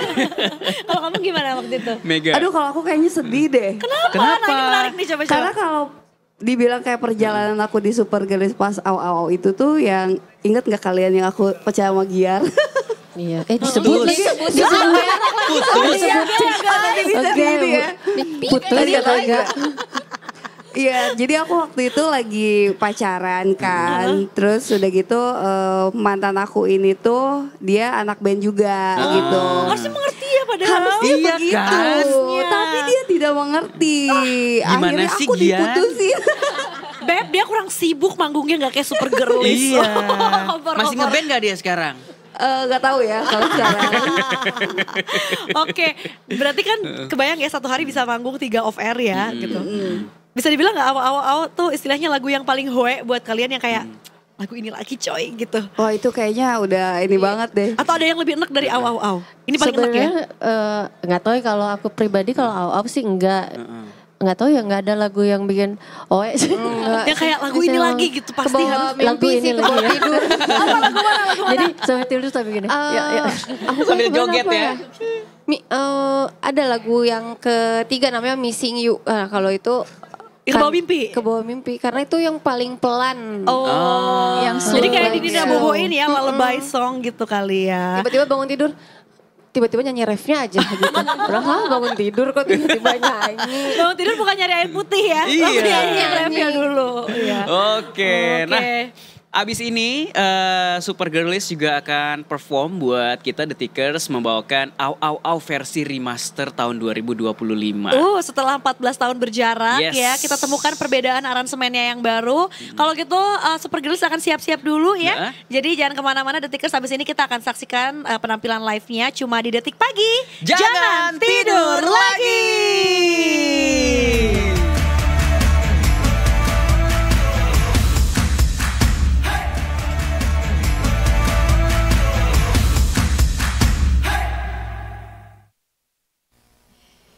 Hai Detikers dari Super Girlies. Kali ini kita bakal bawain lagu Au Au Au di Morning Music Detik Pagi.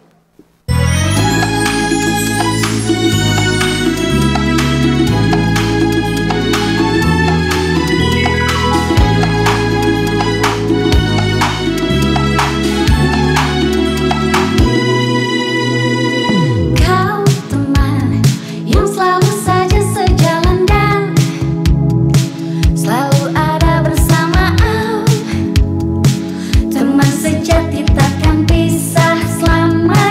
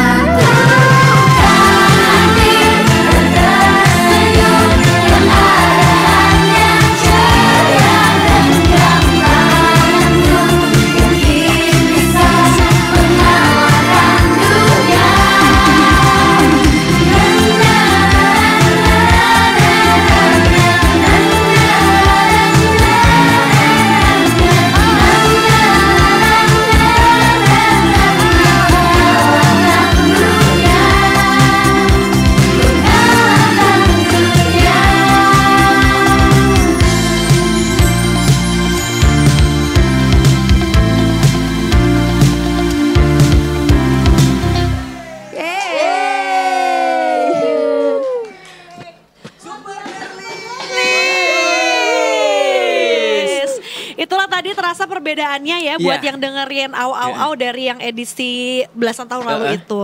Sekarang lebih nyaman di telinga gitu ya, lebih laid back, lebih santai. Juga tadi yang di belakang aku suka banget. Itu beda kan ya sama yang pertama. Wow. Jangan lupa ya, jadi Detikers silakan di stream di semua digital streaming platform favorit kamu yang berlangganan. Dan kita tunggu MV-nya berarti ya. Iya. Udah bisa di-spill gak sih tanggal berapa? Masih on proses. Masih on proses. Oke, langsung. Ya udah deh. Tapi video liriknya udah bisa ya? Udah ada. Oke. Baiklah kalau gitu berarti ini jadi penutup perjumpaan kita juga di pagi hari ini. Karena abis ini kita akan ada tayangan berikutnya ya Eco ya? Betul, kita akan menayangkan Jejak Pradana bersama Menko Pangan Bapak Zulkifli Hasan. Nah bakal seru banget seperti apa perbincangannya. Kalau gitu Indi dan Eco dan juga Super Girlies-nya pamit undur diri ya. Thank you so much ya guys ya. Terima kasih Super Girlies. Terima kasih. Menyenangkan sekali Seninnya ada Super Girlies loh. Dan besok kita akan ketemu lagi di jam yang sama, jam 8 pagi. Hanya di Detik Pagi tentunya. Jangan lupa juga untuk follow ya semua sosial media kami di Instagram, X, TikTok, @detikom. Subscribe juga di YouTube channelnya Detikom karena itu juga kamu bisa streaming ya semua tayangan Detik Paginya. Dan Super Girlies ajakin ya. Iya dong, kita harus. Punya tagline. Kalau kita bilang Detik Pagi. Super Girlies bilangnya jangan tidur lagi. Pakai gerakan ya. Jangan tidur lagi tapi gerakannya bebas aja. Oke. Ya udah kalau gitu Indi dan Eco dan juga Super Girlies-nya pamit. Kita kembali lagi besok. Saksikan selalu Detik Pagi. Jangan tidur lagi.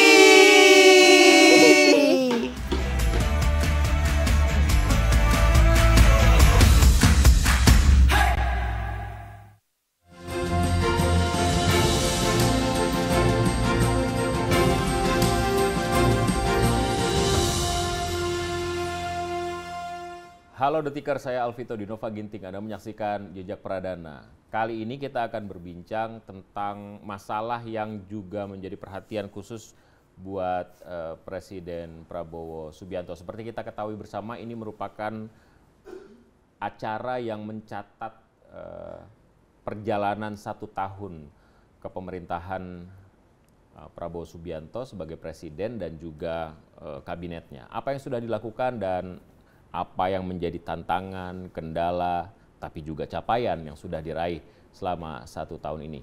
Kali ini kita akan berbincang terkait dengan sumber daya manusia, pembangunan manusia Indonesia dan erat kaitannya dengan asupan, persiapan pangan dan lain sebagainya. Hari ini kita akan berbincang dengan Menko Pangan Republik Indonesia, Bapak Zulkifli Hasan. Apa kabar Pak? Alhamdulillah, sehat. Baik. Ini Menko yang banyak sekali, kita sudah berbincang barangkali dalam perjalanan Pak Presiden selama setahun ini 4 atau 5 kali, bukan hanya urusan pangan. Pertama saya wawancara Bapak soal pangan, kemudian koperasi desa, setelah itu juga masalah sampah, infrastruktur pertanian dan lain sebagainya. Sampai sejauh ini Pak, catatan penting yang bisa Bapak bagi kepada kami selama 1 tahun, apa yang sudah dilakukan di kementerian? Prinsipnya begini, gitu. Pak Presiden itu setelah 28 tahun kita reformasi itu melakukan evaluasi total. Ya, banyak kebijakan-kebijakan yang sangat baru sebetulnya yang kita sebut dengan kebijakan Pancasilais, ya, atau ekonomi Pancasila. Ya. Dan itu pikiran-pikirannya itu besar, ya. Fundamental gitu, cakupannya luas, tentu tantangannya juga tidak ringan.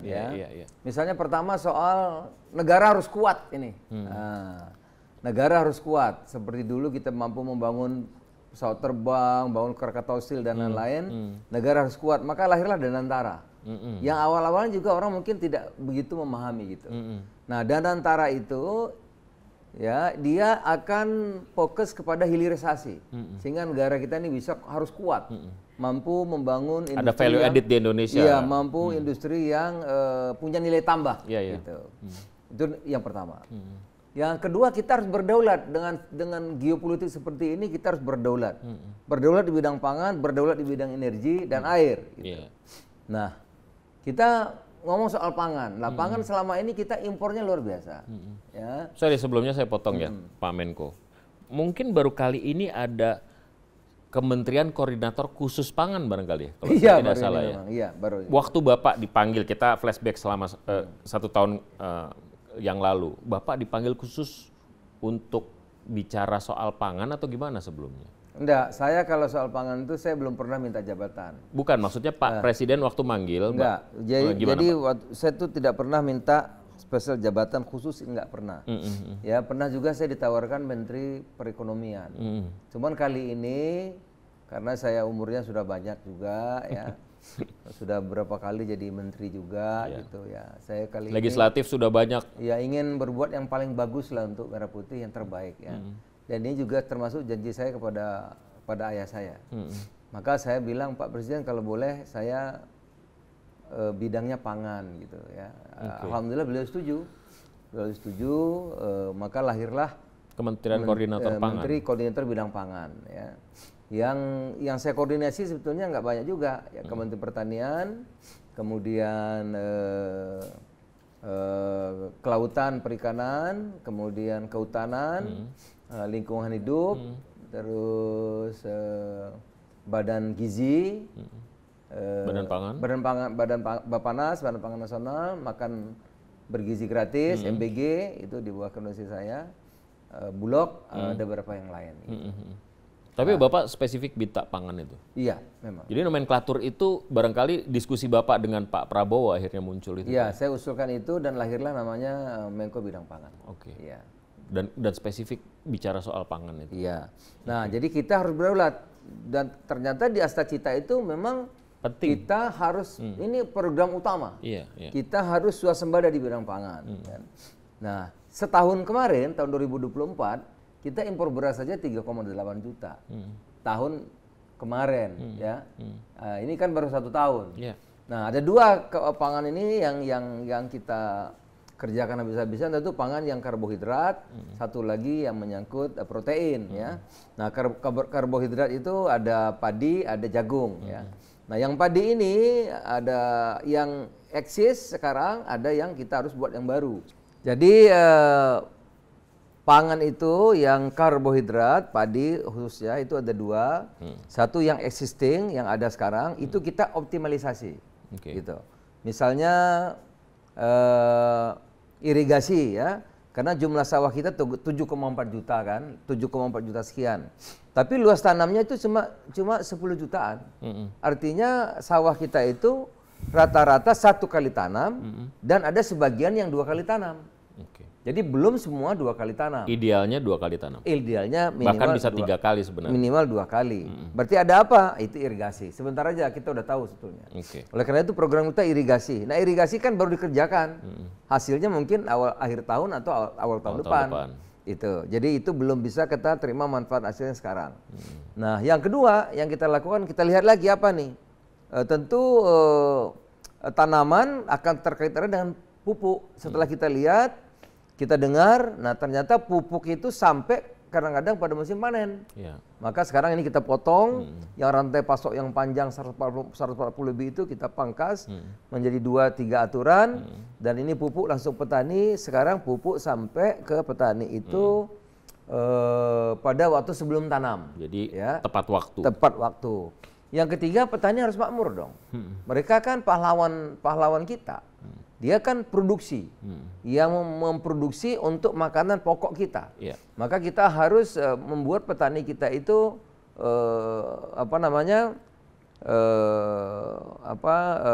untung, ya. Mereka harus makmur itu. Mereka harus punya harapan. Tidak bisa dong pas-pasan terus. Kalau gitu kapan mereka bisa maju? Nah, oleh karena itu kita lapor Pak Presiden perintahkan. Kasih impres, kita kasih impres, harga gabah jadi 6.500. Nah, orang petani tentu mau menanam padi. Pupuk tepat waktu, tanam padi tepat waktu, kemudian kita dikasih juga impres untuk membenahi penyuluhan. Kasih juga impres. Pupuk juga tadi dapat impres lagi itu. Itu. Nah, dengan beberapa hal yang sederhana itu, kita tahun ini bukan kata saya ini, itu kata BPS. BPS menyampaikan tahun ini kita akan surplus beras antara 3,5 sampai 4 juta ton. Itu bukan swasembada lagi ya, bahkan surplus. Surplus ya. Swasembada itu pas-pasan swasembada. Ini surplus 3,5 sampai 4. Itu karena bayangkan tahun lalu kita impor 3,8, tahun ini kita lebih 3,5 sampai 4 juta. Itu kita. Tapi itu bukan karena ada kelebihan sisa impor tahun lalu. Itu beda, ini surplusnya saja. Ini yang hitungan tanam dan panen saja. Iya, tanam dan panen. Jadi kalau ditambah yang kalau misalnya stok ada lagi sisa, berarti kita kelebihannya kan kalau dia 3,5 atau 4, sisa yang lalu 2 juta, berarti 6 juta. Nah yang 2 juta ini kita kan sudah bagikan. Kita kasih bantuan pangan, ya kan, pangan murah, itu kita sudah keluarkan stoknya.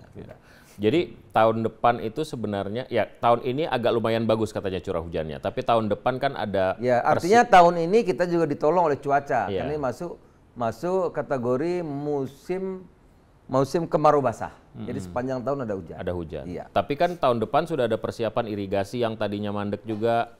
Bapak baru saja. Nah oleh karena itu irigasi mudah-mudahan tahun depan sudah bisa menambah luas lahan. Dan yang kedua yang kita lakukan mau tidak mau. Memperluas. Mau tidak mau karena kita ada program makanan bergizi gratis ya yang akan menerima manfaat 82 juta orang. Kita perlu telur yang banyak, kita perlu ikan yang banyak, kita perlu beras yang banyak, kita perlu saru yang banyak, kita perlu buah yang banyak. Oleh karena itu kita berlomba-lomba dengan kebijakan-kebijakan lainnya. Jadi kebijakan satu dengan lain terkait. Dia nggak sendiri. Nah, oleh karena itu kita harus mau tidak mau food estate. Nah, food estate ini tadi memang tidak dikoordinasikan langsung ya. Hanya setelah 1 tahun mandek. Tidak bisa bergerak karena rumit. Harus ada perubahan tata ruang, harus ada pelepasan kawasan hutan, harus ada kajian lingkungan strategis, harus ada persetujuan gubernur, harus ada persetujuan ketua DPRD. Rumit lah ya. Apalagi harus ada HGU. Rumit sekali. Itu biasanya pekerjaan 6 tahun, 7 tahun ya. Nah, saya diberi impres. Itu udah import berkali-kali tuh baru kemudian tuntas. Iya, saya dikasih tugas impres dan kepres untuk percepatan pembangunan swasembada pangan food estate itu, Vito, 1 bulan yang lalu, 28 hari yang lalu saya diberi tugas. Alhamdulillah kemarin terakhir saya rapat, HGU sudah jadi, tata ruang sudah jadi, apalagi ya kajian lingkungan strategis sudah jadi, pelepasan kawasan hutan sudah jadi, hampir semua sudah jadi. Pekerja yang belum digaji itu katanya, akhirnya digaji. Udah selesai. Kemarin yang nggak bisa dibayar, sekarang sudah tinggal Kementan bisa membayar, aturan sudah ada, kita udah selesaikan. PU sudah selesai aturannya, tinggal bisa membayar, kemudian perhubungan juga bisa membayar. Jadi sekarang yang baru memang tidak mudah, food estate di Merauke, ada di Kalimantan Tengah, di tempat-tempat lain, insya Allah ini ya setahap demi setahap, tahun depan mungkin bisa 500.000, tahun berikutnya 500.000, tahun berikutnya 500.000, kita berharap bisa menambah kira-kira 1 sampai 1,5 juta hektar kira-kira. Yang baru ini mengenai pangan karbohidrat, belum protein. Kita akan bangun besar-besaran karena berlomba-lomba ini. Kita perlu ikan juga banyak, ya. Akan dibangun 20.000 hektar ikan tambak, ya. Juga akan dibangun di NTT itu untuk udang, juga ikan tangkap, juga Bapak Presiden akan memberikan bantuan nanti sapi untuk susu, sapi untuk breeding ya. Buat jadi daging, beranak, yang beranak itu kemudian juga untuk susu. Artinya baik karbohidrat maupun protein ini kita kejar ya. Bahkan rapat terakhir kita akan memperbanyak untuk mendukung makanan bergizi gratis itu, perlu ayam banyak, maka nanti bibit ayam yang untuk bertelur itu akan ditambah jumlahnya. Itu akan di satu tempat yang sama di Merauke juga atau di berbagai? Di Merauke itu luasnya luas sekali ya. Ada di Merauke, ada juga di Kalimantan Selatan, Selatan, ada Kalimantan Tengah, ada Sumatera Selatan. Sumatera Selatan akan menambah luas sawah kira-kira 100.000 hektar. Ya, Kalimantan Selatan juga ada, Kalimantan Tengah juga ada. Walaupun banyak juga yang a priori sama food estate ini, bagaimana jawaban Bapak terhadap mereka ini? Ya wajar orang-orang a priori, orang yang khawatir, pengalaman di Kalimantan Tengah memang tidak mudah gitu. Saya mengakui tidak mudah. Buktinya kita 1 tahun berputar-putar ya. Berputar-putar sampai turun impres dan kepres untuk mempercepat itu, baru sebulan terakhir ini kita selesaikan. Jadi karena tidak mudah. Ada pemerintah daerah, ada DPRD, ada kajian lingkungan strategis, ada tata ruang, ada apa namanya itu pelepasan kawasan, ada HGU. Jadi memang nggak mudah. Jadi cerita soal swasembada yang awal-awal pemerintahan Pak Prabowo ini kita bilang gula tidak impor. Pertama padi dulu Pak, tentu saja. Padi, jagung, gula jagung kita naik kira-kira hampir 2 juta. Oke. Iya. Tapi masih impor nggak? Akan ada? Jagung untuk konsumsi nggak lagi. Nggak lagi ya. Kecuali yang industri ada. Oke. Padi dan jagung seharusnya udah aman ya. Udah aman. Kalau gula dan garam bagaimana? Gula masih, garam kita mudah-mudahan 2027 sekarang akan lagi dibangun besar-besaran. 2027 saya kira kita sudah cukup untuk dalam negeri. 2027 akhir. Oke. Ya. Berarti gula ini akselerasinya harus ditambah berarti ya? Iya, betul. Pak Menko. Nah, karena Pak Menko itu bicara juga soal pangan, tentu saja tidak mungkin kita tidak melepaskan cerita soal makan bergizi gratis. Ya. Walaupun sebenarnya yang selalu menjadi sektor operatornya adalah Badan Gizi Nasional tentu saja kan. Ya, jadi makan bergizi ini kita sekarang harus benahi. Itu juga gagasan besar, ya, pikiran besar. Yang harus kita yakini dulu bahwa ini bagus gitu ya. Pekerjaan besar, pekerjaan mulia. Ini hak anak-anak kita untuk mendapatkan makanan yang baik, makanan yang bergizi untuk masa depan kita, masa depan Indonesia. Ini hak anak-anak kita, hak warga negara. Nah, jadi ini sangat mulia. Karena ini memang programnya besar, ya, dampaknya luas, tentu tantangannya juga tidak mudah. Bayangkan kasih makan 82 juta orang.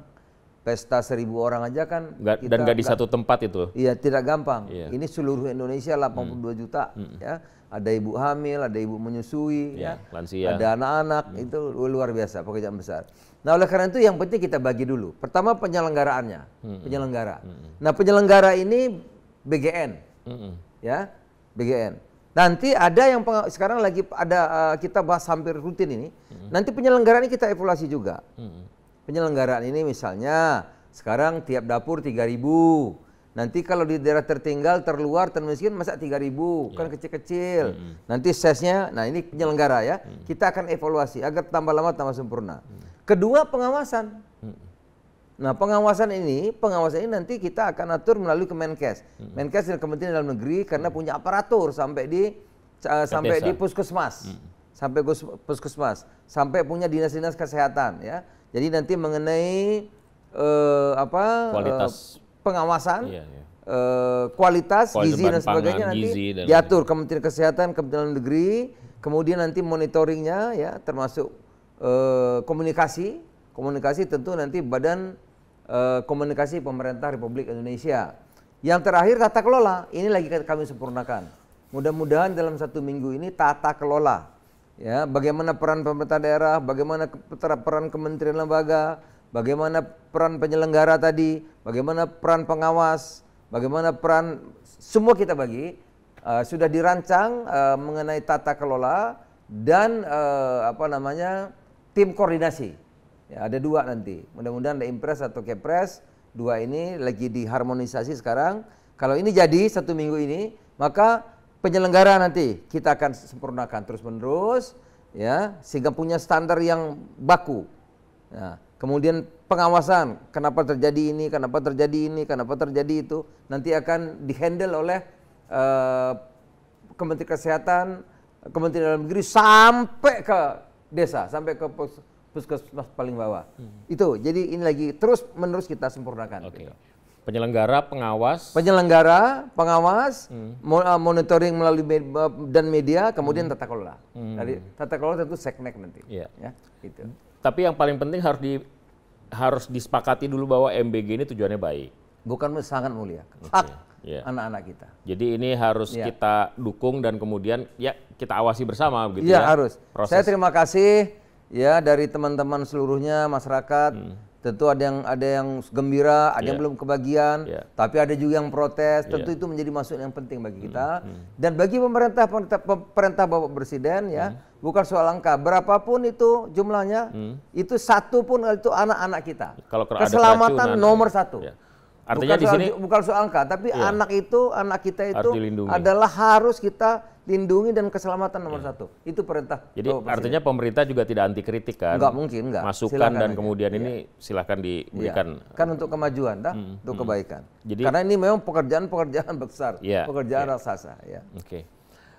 Bagaimana koperasi desa? Kita juga tahu bahwa Bapak menjadi orang yang ditunjuk Presiden untuk, kita kan tadinya kenapa Pak Menko Pangan yang ditunjuk, tapi Bapak dipercaya oleh Presiden. Nah, sampai sejauh mana ini? Ya, memang koperasi desa awalnya kita perkirakan karena kami Juli itu sudah di-launching oleh Bapak Presiden, sudah terbentuk berbadan hukum 80.000 lebih. Ya, kita harapkan sebetulnya sampai September ini sudah terbangun 15.000. Sudah jadi ya.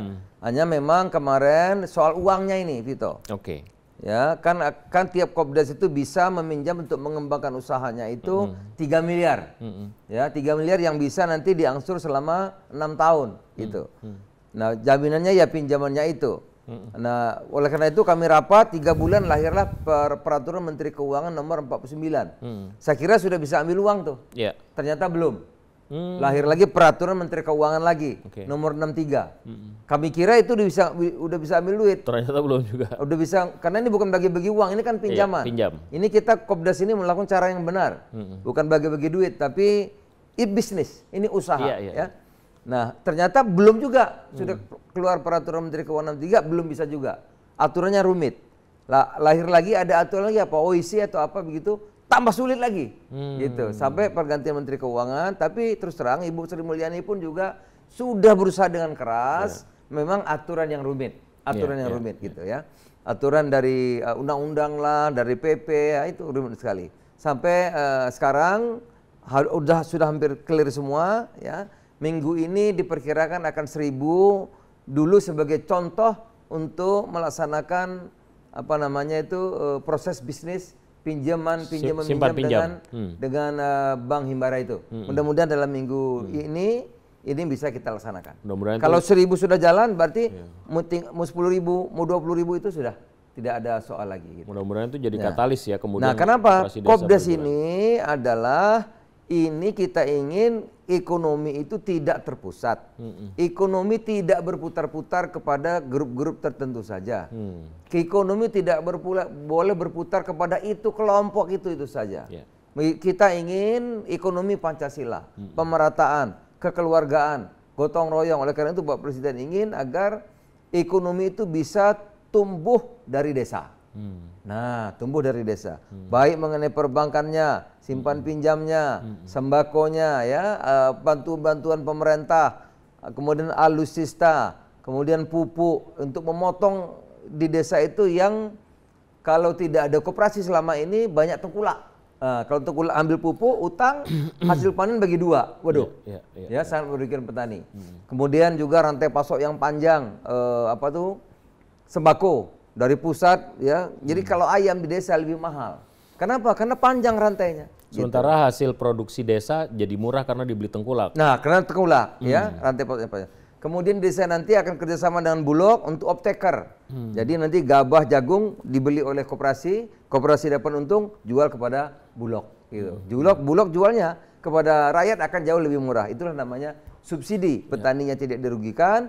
Tapi rakyat kita yang kurang mampu juga mendapat harga beras yang harganya bagus atau harganya murah. Itu. Ya subsidi ya pemerintah. Tapi produktivitas naik. Gitu. Nah, jadi juga nanti ada pupuk di situ, ada sembako di situ, ada LPG di situ, kebutuhan rakyat sehari-hari. Ada PT Pos kerjasama untuk menyalurkan bantuan-bantuan. Ada Briling, Mandiri Link, BNI Link ada di situ. Sehingga rakyat di desa nanti itu langsung akses ke perbankan kita untuk menghilangkan rentenir itu. Gitu. Nah, ini sudah jadi 80.000 sudah jadi, ya, dan memang karena kemarin belum ada pinjaman, banyak yang sudah jadi, mungkin sudah ada 16.000 juga sudah jadi, tetapi seadanya. Tempatnya seadanya, mungkin dia baru jualan beras, ada yang baru jualan beras dan minyak goreng, ada yang baru sembako saja gitu ya. Karena sesuai dengan kemampuan masing-masing desa itu, ya. Ada juga kantornya yang koperasinya ya rumah sewaan gitu. Ada juga yang numpang di kantor kelurahan.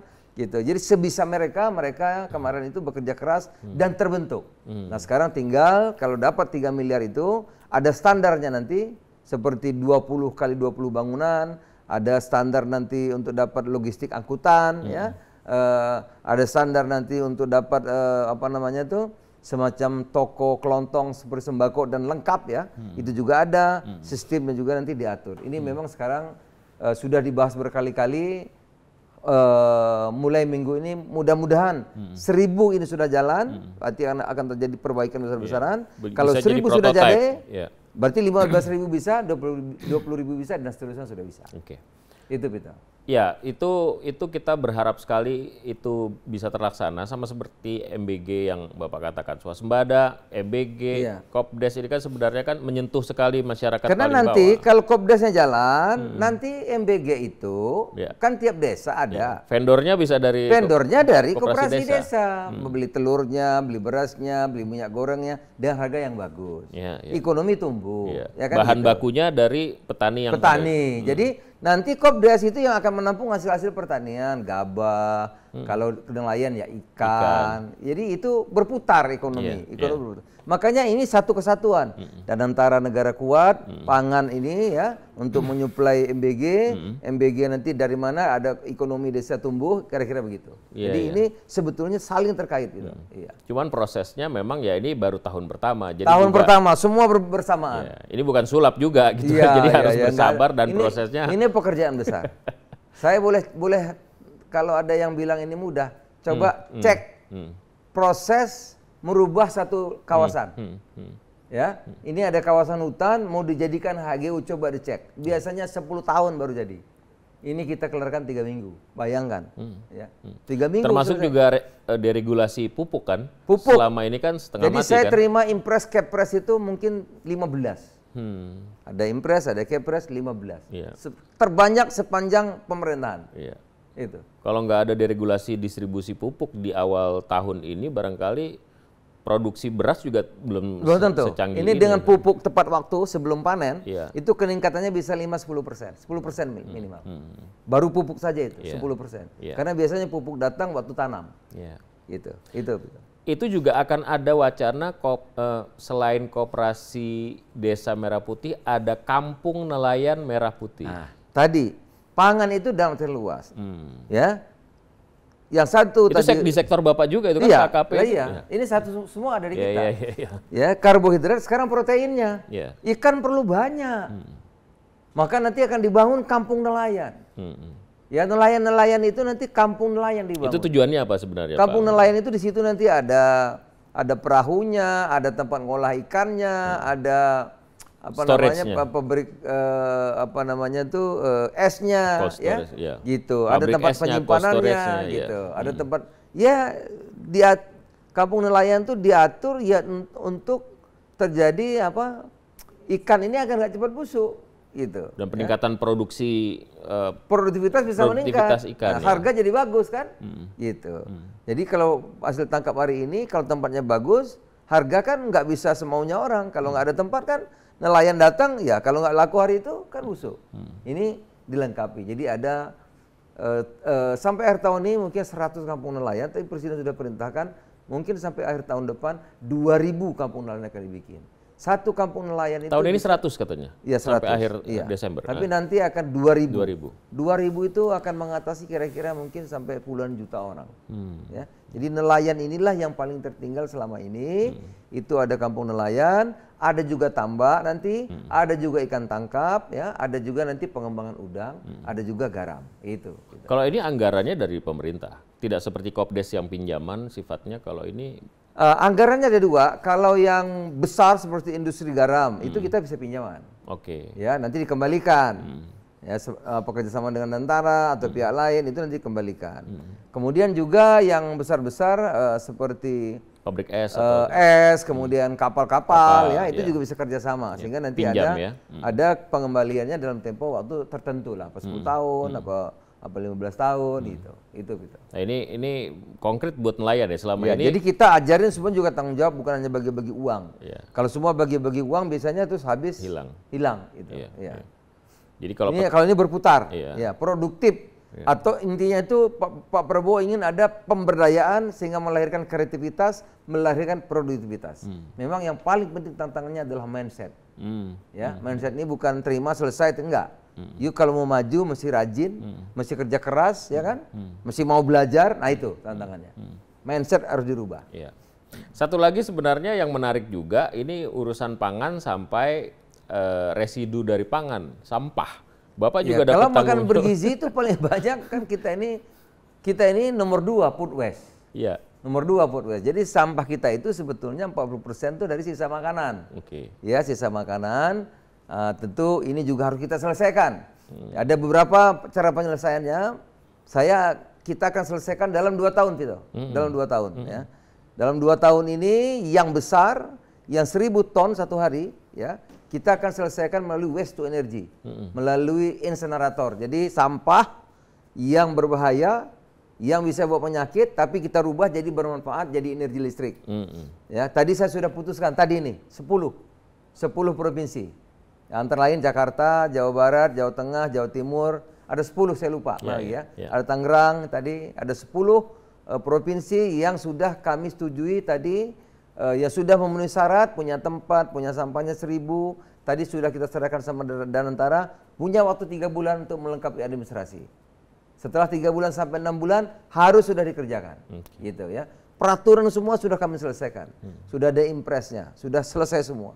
Ini dalam pelaksanaan, oleh karena itu diperkirakan pada akhir 2027 ya waste to energy, sampah yang tadi menghasilkan penyakit, menghasilkan emisi bisa jadi energi dalam 2 tahun. Apa selesai? Belum. Ada juga sampah-sampah yang sedikit. Yang 100 ton, 200 ton, 300 ton itu nanti penyelesaian dengan cara yang berbeda. Ada namanya itu RDF ya. Ada yang kalau RDF itu dipisah. Nanti itu bisa supply untuk bahan baku pabrik-pabrik semen ya. Nah, tentu yang lainnya juga bisa digunakan untuk yang lain. Kompos. Banyak sekali ya, banyak sekali yang harus kita lakukan, tapi kita sudah di jalan yang tepat sampah ini. Yang tadi itu yang di kota-kota besar seperti Bantar Gebang.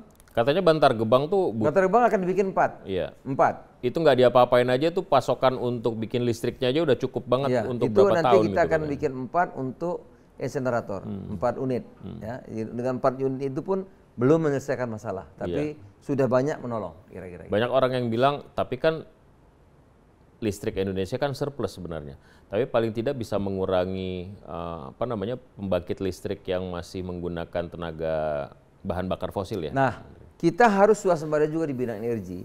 Sekarang lagi dikaji secara mendalam, listrik itu nanti kita ingin yang terbarukan. Jadi akan memakai solar panel. Tinggal lagi dihitung berapa kosnya ini ya, bebannya berat enggak gitu, lagi dihitung. Tetapi yang sudah pasti, dimanapun di dusun-dusun, desa-desa yang memakai solar, pakai mesin itu, pakai apa? Diesel, generator ya. Itu akan langsung diganti oleh solar panel. Itu mungkin ada 10.000 desa. Nah, yang lainnya sedang dikaji. Apakah nanti kalau kita mengganti listrik itu dari solar panel, lagi dihitung ini, yang jadi dihitung betul itu sebenarnya tanah.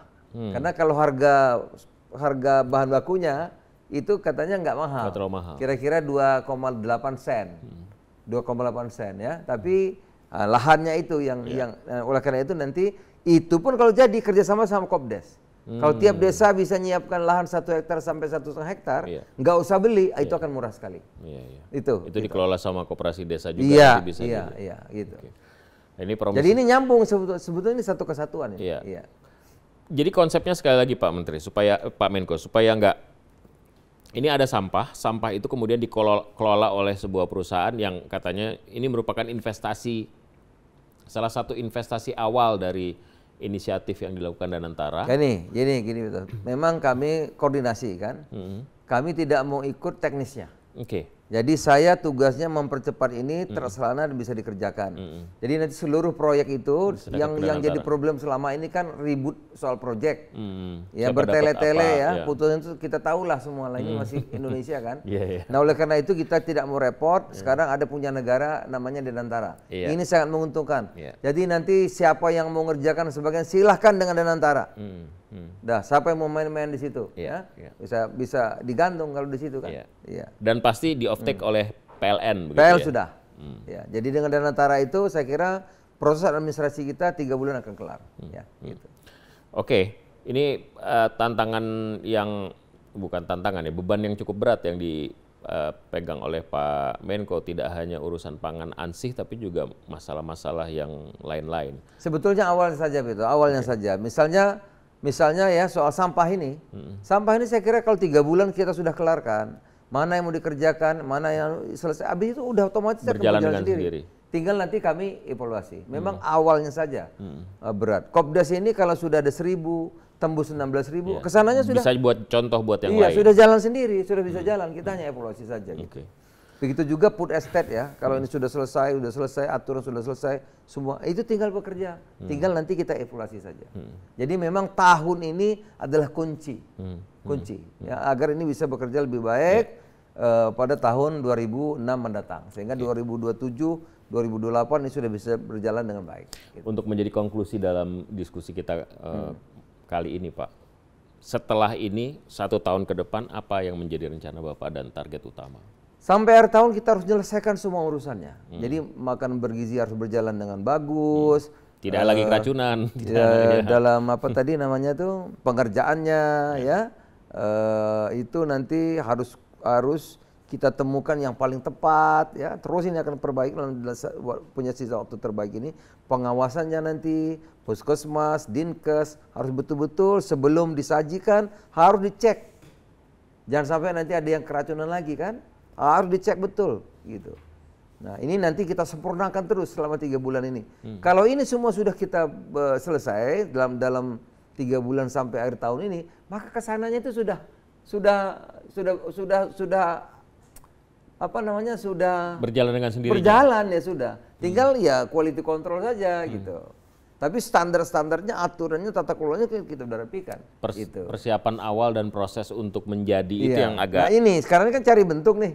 Cari bentuk, 3.000, ternyata kalau 3.000 di daerah tertinggal kan nggak bisa gitu. Itu seperti itu kira-kira. Gitu. Begitu juga food estate ya, dulu wah ini ya. Kalau kehutanan sendiri mau pelepasan nunggu dari KLH nunggu dari pemerintah daerah nunggu dari Mentan, berputar-putar ini ya sampai setahun nggak kelar-kelar gitu.